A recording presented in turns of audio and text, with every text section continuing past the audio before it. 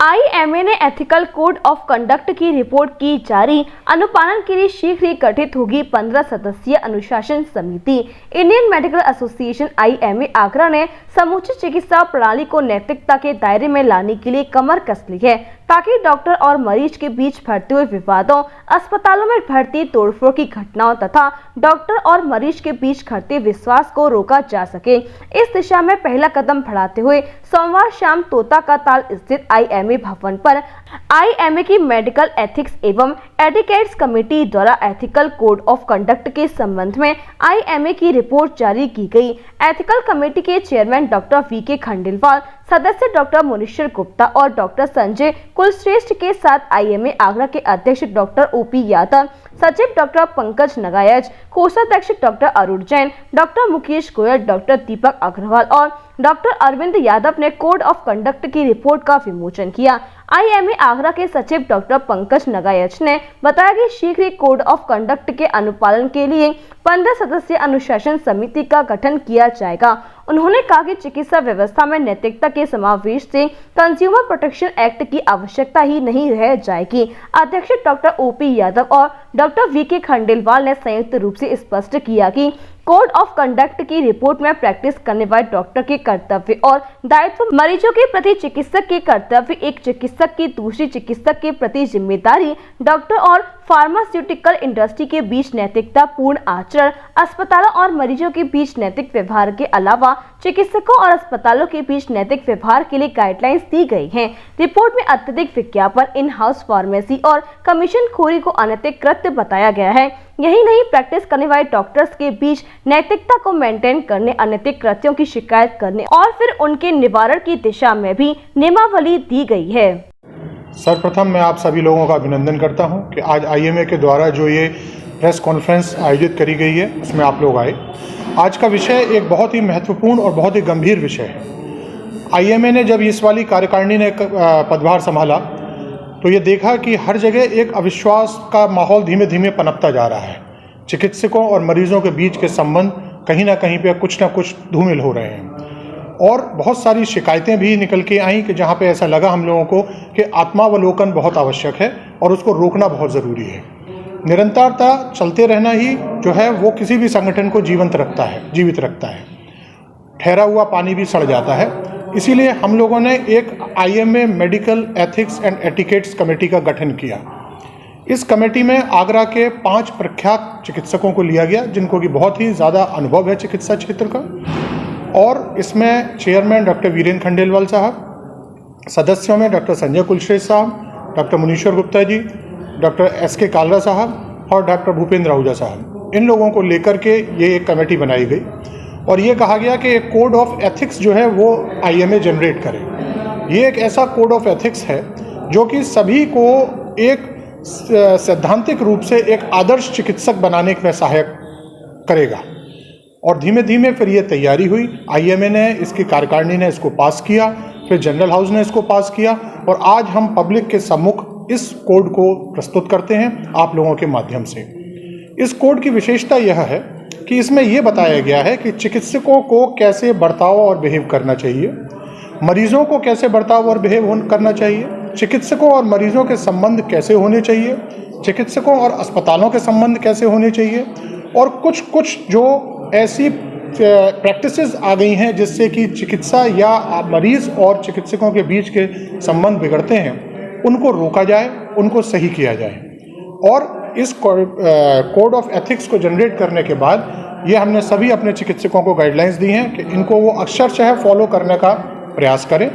और इसके बाद हम लोग एक डिसिप्लिनरी कमेटी भी बना रहे हैं 15 सदस्यीय, जिसमें कि आगरा के वरिष्ठ चिकित्सक होंगे और वो अगर कोई ऐसी शिकायत आती है जनरल पब्लिक की तरफ से हमारे पास, उसका वो एनालिसिस करेगी और उसको फिर सुधार करेगी उस चीज़ में।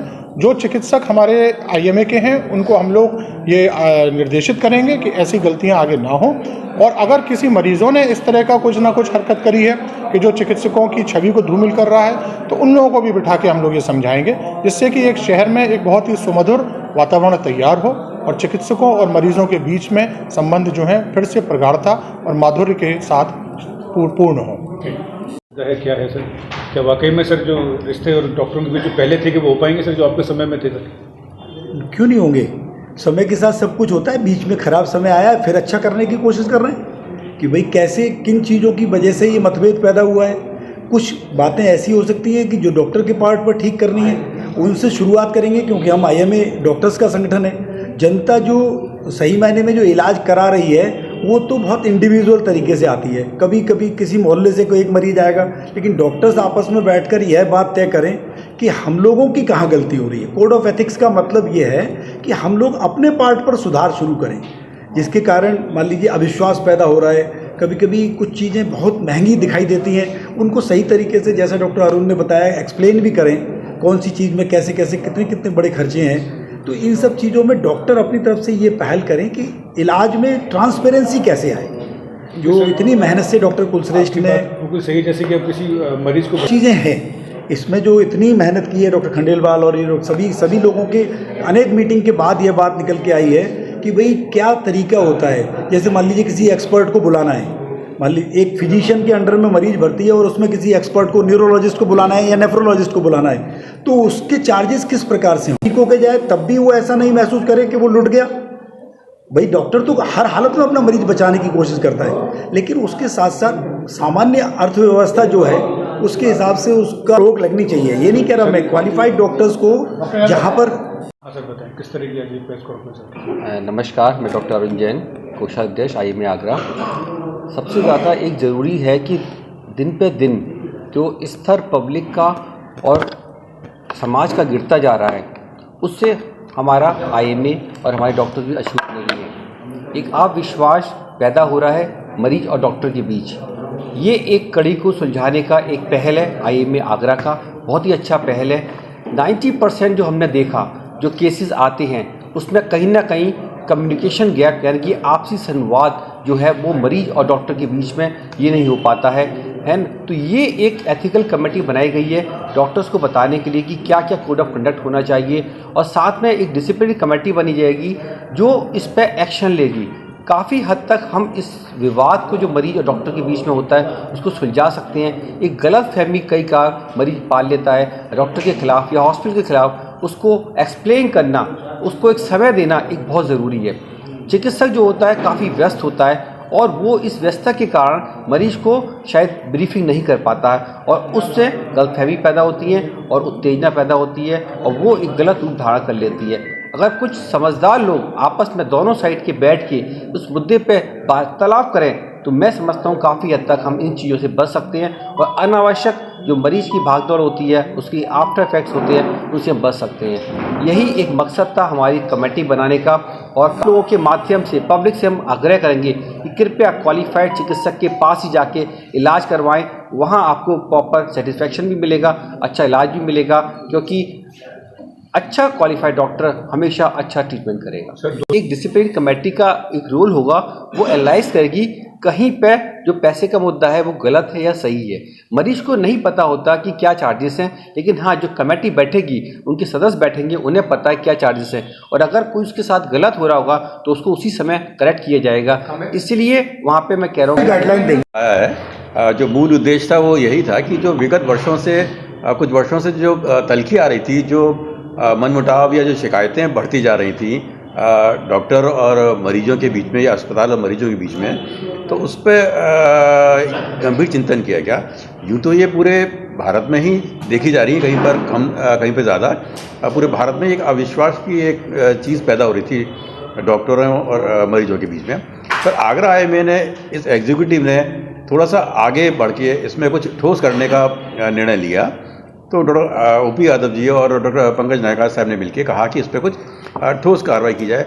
तो किसी भी कार्रवाई करने के लिए एक नियमावली, एक संविधान जरूरी होता है और उसका उद्देश्य ये था कि जो डॉक्टर और मरीजों के जो डिस्प्यूट्स हैं वो आपसी लेवल पे सुधारे जाएं या उसको सुलझाया जाए, तो वो ज़्यादा अच्छा रहा, बजाय कि फिर वो प्रशासन से या कहीं और जाए, किसी और संस्था के थ्रू वो अप्रोच करें।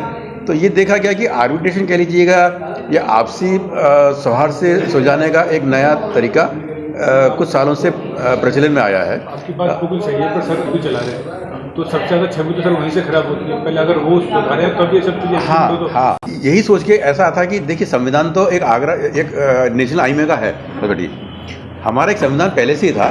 तो सवाल ये आया कि भाई क्या जरूरत पड़ी कि हमें अलग से आगरा आईएमए का संविधान बनाए, उसी के अनुसार काम कर सकते थे। पर जैसा आपने कहा कि कुछ समस्या ऐसी हैं कि जो नेशनल लेवल के संविधान में मौजूद नहीं है या उनके निराकरण के बारे में नहीं लिखा, जैसे एम्बुलेंस की कुछ गलत प्रैक्टिस है या झोलाछाप प्रैक्टिस जैसे आपने कहा, तो ऐसे कुछ अस्पताल या कुछ डॉक्टर हैं, चंद हैं जिनकी वजह से पूरे आगरा आईएमए की छवि खराब होती है, जो आगरा के पूरे डॉक्टर्स हैं। तो ऐसे मुद्दों को लेने के लिए हमें एक अलग से संविधान बनाने की ज़रूरत पड़ी। और दूसरा है कि आगरियाँ पहुँचे हैं या प्रशासन से हो, और वो चीज़ें फिर लंबी चल जाती हैं। आपस में शिकायतों को दूर करने के लिए एक संविधान बनाना जरूरी था। तो अभी तो वो पहली फेज थी कि वो संविधान बना, आईएमए है वो इसमें ज़रूर कुछ ठोस कार्रवाई करके धीरे धीरे सही मगर एक समय के साथ बदलाव जरूर ले पाएगी।